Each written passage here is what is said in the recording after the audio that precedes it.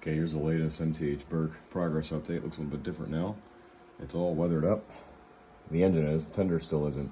The tender has gotten some upgrades, though. I'll get that in a minute. But here's the engine, how it looks now.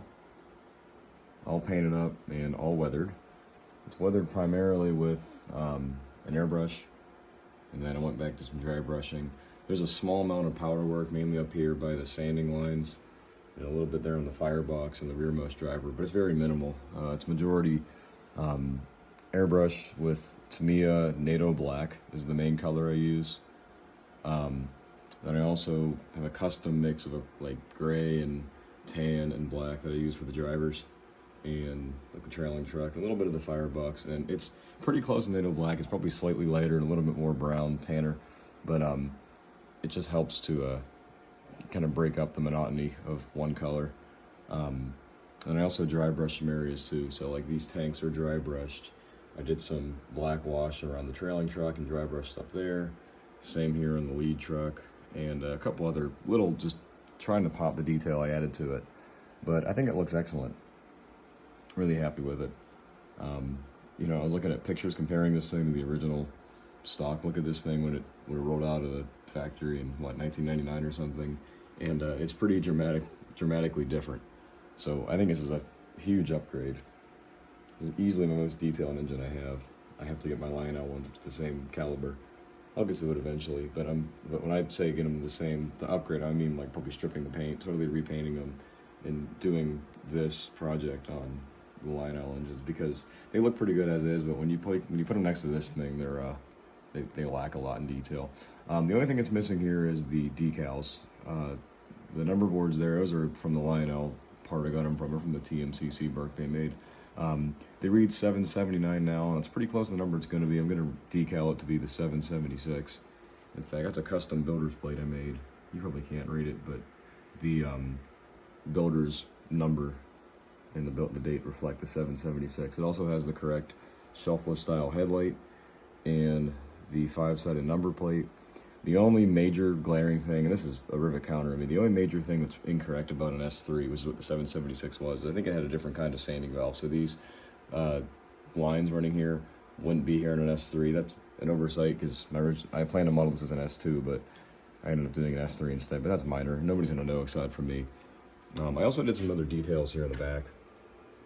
I added all these cab curtains. I also 3D printed, won't focus here. I did 3D print some new cab walls. That's a back cab wall, and actually cut the other ones out of styrene. And then I hung the curtains from them. The curtains are actually hung correctly. You know, a lot of times manufacturers just put a couple curtains back there and call it a day. Nickel plate Berks, and I'm sure a lot of other engines had a pretty specific arrangement on these. So they had this piece here that kind of jutted out and went around above the roof there. And then they had the two curtains hung from each side of that, so, and they would go up back towards the tender. And then they had a canvas curtain that hung from the top, and they had one big curtain, I think, that went over across the cab like that. So all those are modeled there. They're all rolled up in the middle of the summertime, but they're all there, and I think it's really cool. I also did a nice canvas style visor here over the cab window, which is correct. I also 3D printed those little wind reflectors there. There's no lenses in them or nothing, but I think it looks better than having nothing there. I also 3D printed a nice new deck plate, a very small deck plate, and that's complemented by this 3D printed drawbar that I made too. So this brings the engine and tender very close together, and it still clears my curves. You know, before the tender would be right about where the end of the drawbar is, so it's pretty far away. Now the tender's right about where the edge of the drop plate is, so they do touch, which is pretty close to accurate. I think it looks really good. But trying to think of anything else I did. For the most part, I think it's the same as it was before. Oh, I also put a new bell on here. That's right. When I made it the 776 as an S3, I had to change the bell mount. So 3D printed the bell mount, and I think this is the original MTH bell that it had when I bought it.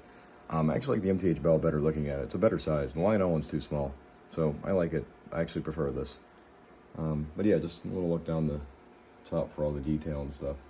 Really like all the stuff I did here on all the generators. Looks good. All the firebox detail. There was no firebox detail here at all. It was like one pipe, so I added all that stuff down there. Trailing truck's good. Trailing truck looked good with all those steps. And the front end looks good too. I really like this Mars light. I'm glad I bought it. That's a stock headlight too. Again, I prefer the MTH headlight to like the Lionel one, for example. It's a better size. So that's that. I'll show you the tender here. It's just sitting here in the layout. Take it off here. So here's the tender, and it's stock state. Well, not really stock, but it's fairly stock state. It's also been detailed up. So all the 700 or 770s, I mean, a lot of the Berkshires did, but the 770s specifically had a Bendix radio box with a Westinghouse radio in there. So I modeled that. I have the conduit going back, and it runs up, and this would go back up to the cab here. So I have that modeled. I also put a non-functional light on the back. So I did that. There's also a conduit running down this side, and then that's what this piece is sitting on the back. That's going to eventually, it fell off, but it's going to come down here and connect up that way. Down below on the back, I did some detail on the back here.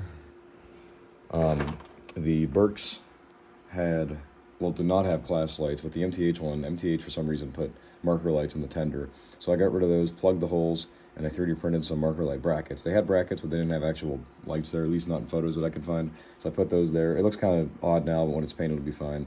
I got rid of the old number. I had to sand it down because MTH paint is like impossible to get off, decals or whatever. I think it's actually just painted, it's not decals.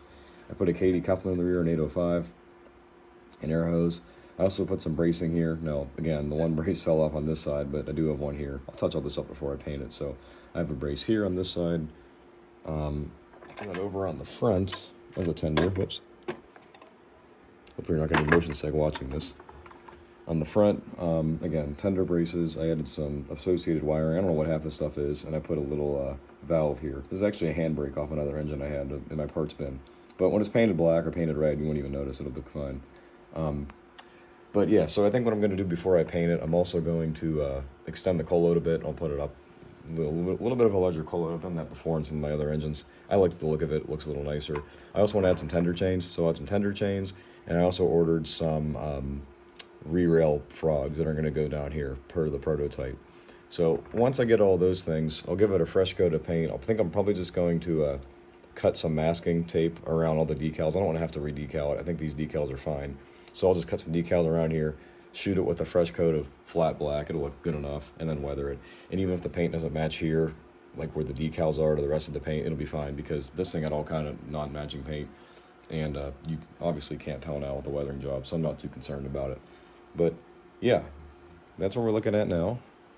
My next update, whenever I post that, I'll have the tender done, hopefully. But yeah, that's where we're at. I think it's looking really good. I'm very happy with it. And like I said, when you compare this thing to, if you want to look up what a Proto 1 Berk looks like, I think you'd be kind of impressed. You'd be kind of shocked because this thing looks nothing like it. So anyway, I'll see you later.